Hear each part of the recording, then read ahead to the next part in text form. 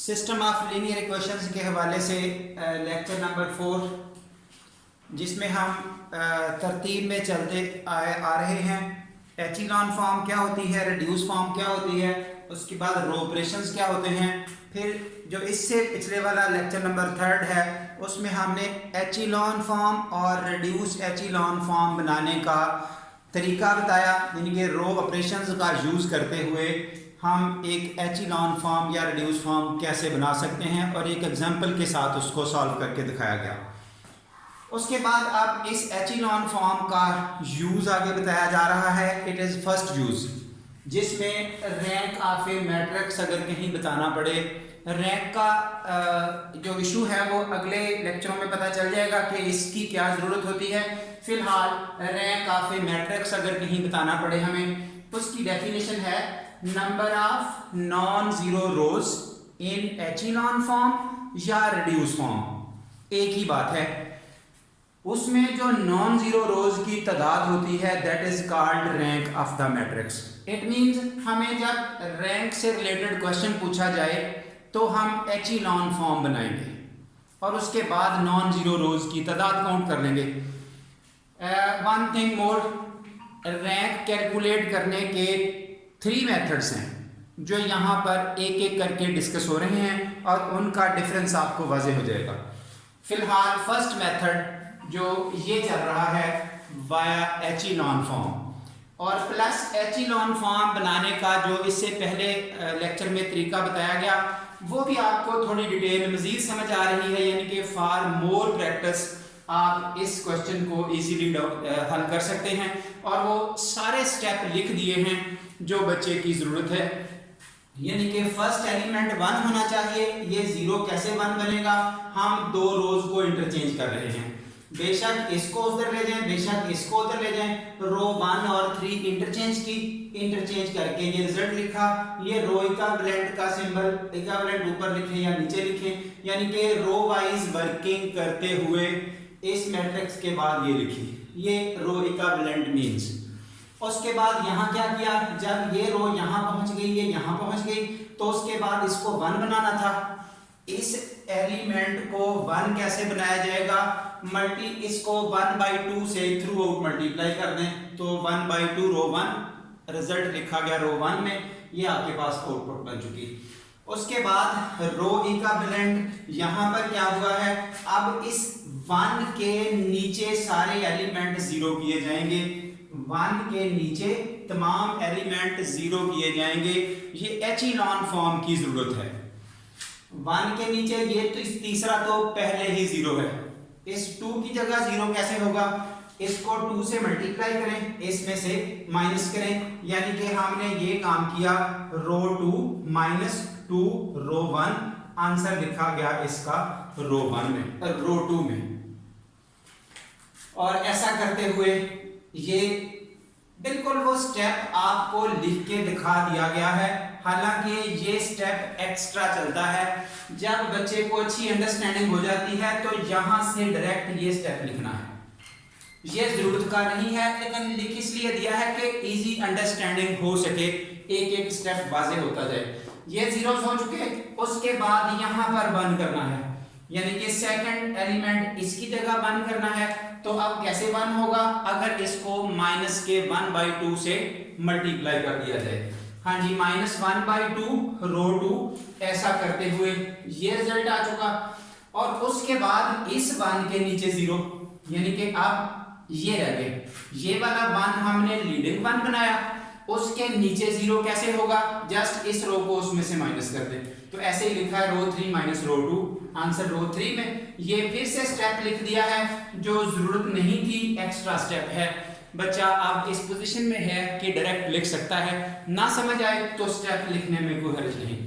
हमेशा से ऐसा काम किया करें कि स्टेप जितने मर्जी लिखते जाएं, रॉन्ग स्टेपिंग ना करें, मिस्टेक्स ना करें, गलतियां ना करें, बजाय इसके कि बच्चा ज़बानी लिखने की कोशिश करे, स्टेप शॉर्ट करे और आगे जाके मिस्टेक्स हो जाएं, फिर कवरेज नहीं होती।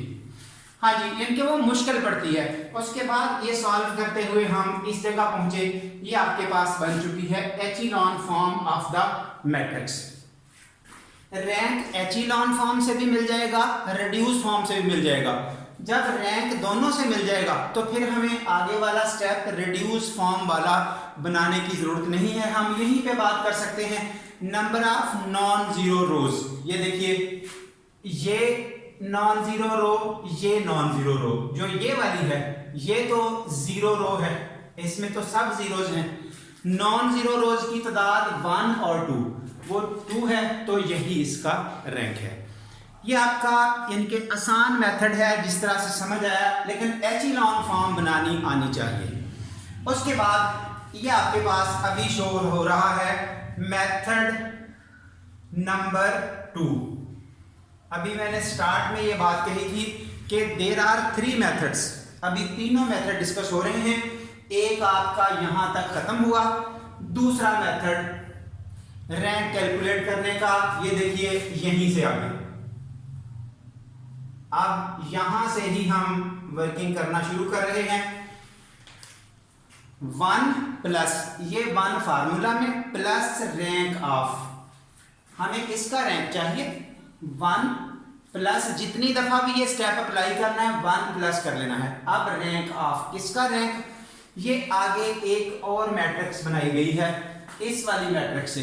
वो मैट्रिक्स बनाने का मेथड सिर्फ आपने देखना है, कैलकुलेशन बिल्कुल इशू नहीं है, सिंपल कैलकुलेशन है। हाँ ये देखिए, ये जिनको रेड कलर किया 0 और 2, वो आपने यहां लिखे पहली रो के फर्स्ट कॉलम, सेकंड, इनके ये दोनों एलिमेंट, इसके साथ ये और ये जिन पर गुड लगाया जा रहा है वो उसके साथ मिला के 2/2 का डिटर्मिनेंट बनाया। उसके अगले स्टेप में जाएं, ये रेड वाला एज इट इज रहेगा, यहां भी आ गया 0 2, ये जिनको गुड लगाया वो उसकी अगले कॉलम में आ गए। फिर थर्ड प्लेस पे पहुंचे, रेड वाला एज इट इज रहेगा और ये जिन पर गुड लगाया जा रहा है वो उसके आगे आ चुके। रो वाइज हम एक सेट कंप्लीट कर चुके हैं। उसके बाद नीचे वाला सेट कैसे, अब देखिए 0 और 2 ये दो काउंट हो चुके, अब ये 0 और ये 2, सेंट्रल रो अब खत्म हो गई है।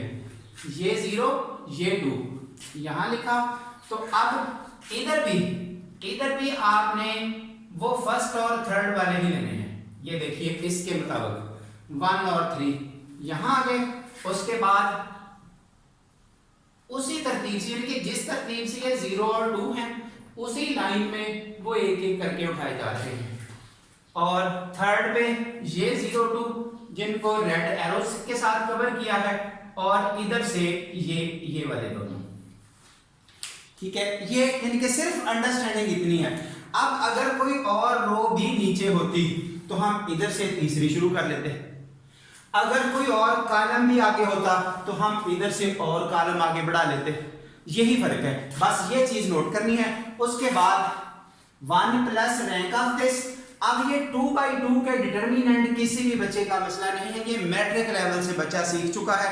यहां पर पहुंच के ये ओरल सा काम है, फिर भी यहां स्टेप दिखाए गए हैं कि ये 2/2 के determinant main diagonal minus secondary, main diagonal minus secondary, ये सब उसी तरह लिखा है।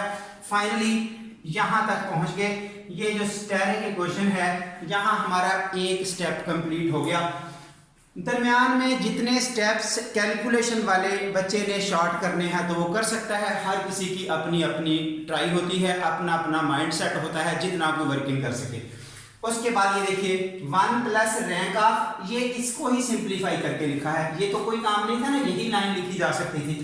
अब यहां से अभी हमें रैंक क्लियर हो रहा है, यानी कि यहां पहुंच के भी एचिलॉन वाला काम कर रहे हैं, इसके नीचे जीरोज कर लें। 2 रो एक जैसी आ गई है, यहां से पता चल गया है कि एक रो 0 0 वाली हो जानी है, यहां से भी समझ आ जाएगी। लेकिन मेथोडोलॉजी आप जो चलाई जा रही है वही चलाइए। अब देखिए ये 1 ये वाला आ चुका, जो ये 1 लिखा है ये फिर 1 प्लस, यानी कि जो यहां से फार्मूला में 1 प्लस रैंक ऑफ लिखा, तो ये जिस पर गुड लगाया ये यहां से आ गई 1 प्लस अगेन रैंक ऑफ, ये वाला 1 पुराना चलता आ रहा है। रैंक ऑफ, अब देखिए यहां ये जिनको रेड किया, वो एज इट इज आ गए।